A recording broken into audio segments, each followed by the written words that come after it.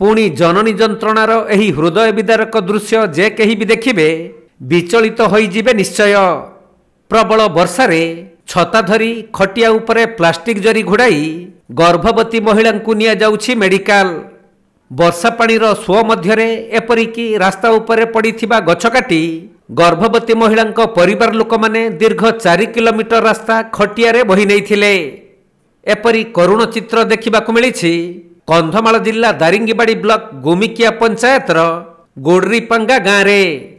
एही दुर्गम पहाड़िया गाँ को रास्ता नथिबारु आसी पारि नथिला आम्बुलेंस। एपटे गर्भवती महिला जनक जंत्रणारे छटपट हेउथबारु शेषरे बाध्य होई तांको परिवार लोक माने दीर्घ 4 किलोमीटर पहाड़िया रास्ता खटिया रे बही नैथिले।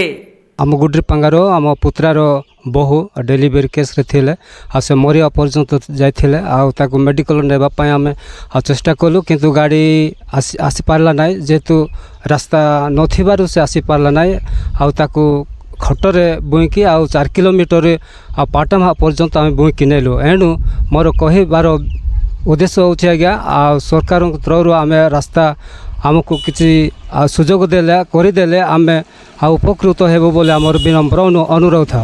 आटा बोली कि नाही आगतर मध्य केतटा एमती घटना घटी केतटा मध्य रास्ता घाट नथिबारु गाड़ी न आसीबारु केतटा मध्य मरी जाइछि बाटरे एमती कि आमर सरकार को विनम्र अनुरोध।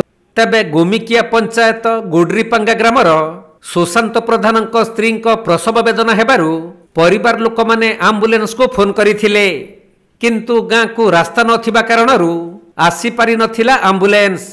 तेणु शेषरे बाध्य होई परिवार लोक माने लगाण वर्षा जारी रहिथिबा सत्वे गर्भवती महिला को एक खटिया रे बही बही 4 किलोमीटर रास्ता अतिक्रम करी पाटामाहा निकटरे पहुंचीथिले। आउ सेठारू आम्बुलेंस जुगे गर्भवती महिला को बालीगुड़ा मेडिकल को निया जाइथिला। तबे गुडरीपांगा गाँ को रास्ता नथिबारु बारंबार एहीपरि घटना सामना को आसुछि।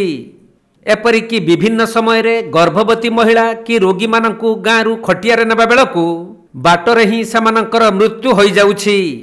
तेणु एही ग्राम को गमनागमन पई सठिक भाव रे रास्ता तैयारी करिबा पई ग्रामवासी माने प्रशासन को निवेदन करिसंती।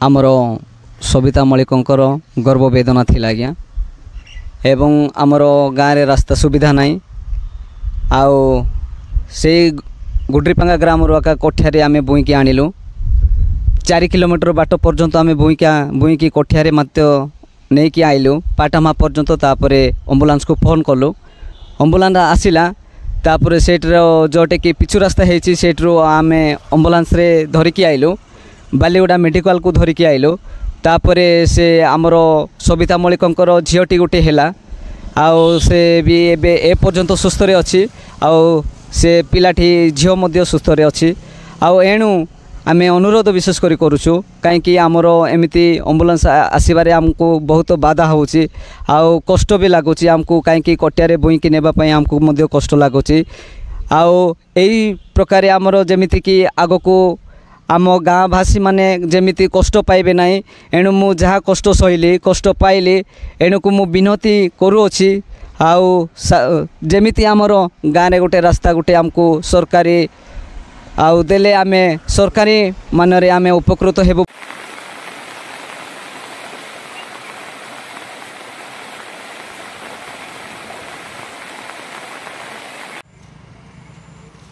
Kandhamal जिल्लारू Jyoti Prakash Samantaray report Konark live.